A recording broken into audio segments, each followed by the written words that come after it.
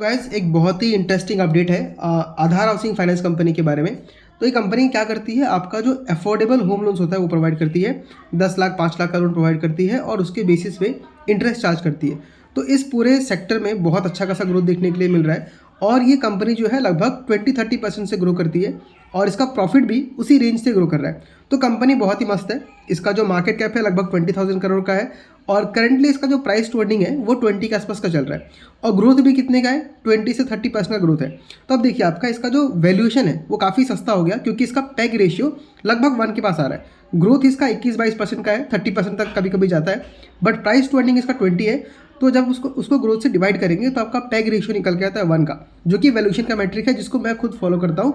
और जब से मैंने इसको फॉलो करना स्टार्ट किया है बहुत मेरा इन्वेस्टिंग बहुत सिंपल हो चुका है और ये काफ़ी प्रॉफिटेबल भी है।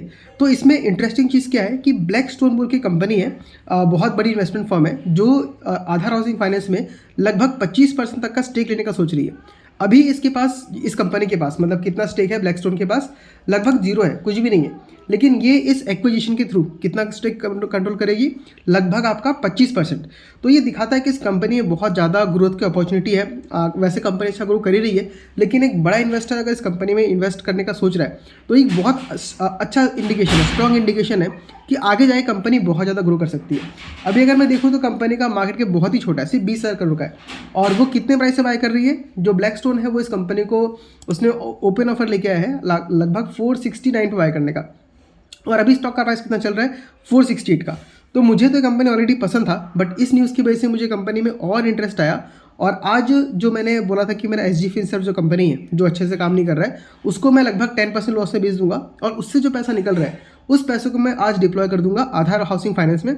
वैसे भी इस कंपनी में इन्वेस्ट करने के लिए मैं देख रहा था। तो इसी तरीके से आपको कंपनीज को ट्रैक करना चाहिए और जब भी आपको अच्छा अपॉर्चुनिटी मिलता है तो वहाँ पे आपको मिस नहीं करना चाहिए। तो ये था आधार हाउसिंग फाइनेंस का अपडेट। अगर आपको अच्छा लगा है तो मुझे कमेंट कीजिए और चैनल को सब्सक्राइब कर लीजिए। और ये जो जिस मेथड से कंपनी एक्वायर कर रही है उस मेथड का नाम है ओपन ऑफर।